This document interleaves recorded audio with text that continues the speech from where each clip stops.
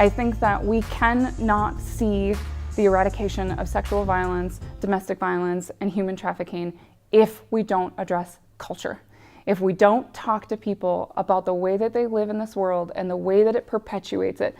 I'm a survivor of childhood sexual abuse, and as I lived my life experiencing so much violence time after time again, I got to a place in my life where I needed to know why. Why was this happening to me, and why was nobody saying anything? Why did nobody realize when I tell them what happened that the appropriate response was, get out, this isn't okay? And I realized that we live in a culture that says everything that happened to me is normal and it's expected. So instead of me going to my girlfriends and saying, hey, this person did this to me, and having them say, that's not okay, you deserve more, I would hear, oh, that's happened to me too. It's no big deal, just brush it off. The key aspects of our culture that really need to change, I think, is we need to stop putting so much emphasis on victim blaming, and we need to start being victim-centered in the way that we respond to victims and survivors when they come to us. Meaning we're not going to buy into all of these myths that, oh, because of what she was wearing, she was asking for it, or because she was drinking, she was asking for it, or because he's a male, it's impossible for him to be raped or experience trafficking.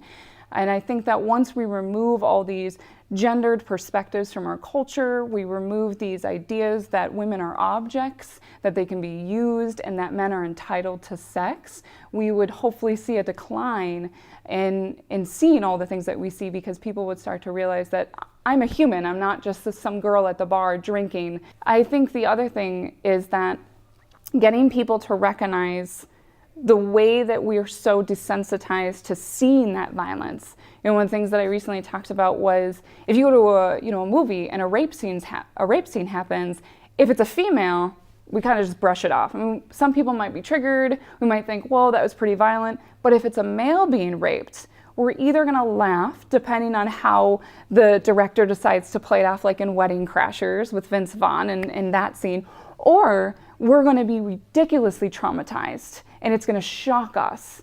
And I think that that plays to our culture, that when men get raped, we're either laughing about it or that's seen as a real thing. But when women get raped, it's seen as an expectation. I think one of the other things is, when we talk about rape in the media, a lot of times people will use the word sex. So when you think about Jared Fogle, who, the Subway advertiser guy, he's recently arrested and charged with soliciting sex with minors. Instead of saying that, let's call it what it is. It's rape. Jared Fogle raped girls. Sex is a consensual decision that people make without any force, any coercion, and rape happens when there's no consent. And so we need to stop being afraid to say, you raped this person. I think people also are uncomfortable with having to realize that they believe some of the myths, right? They believe that men can't be raped, despite the fact that we know 1 in 6 will be raped before they're 18. 1 in 16 will be raped while they're in college, right?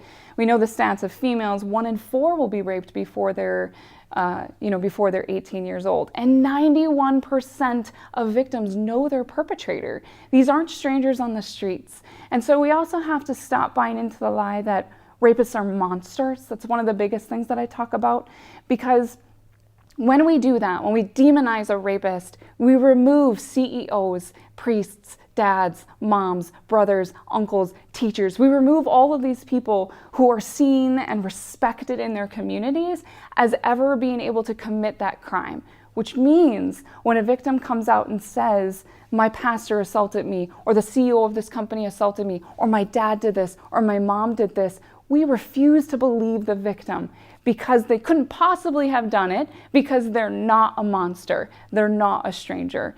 And I think that makes people scared to think that it can happen to anybody, and anybody around you could be a perpetrator.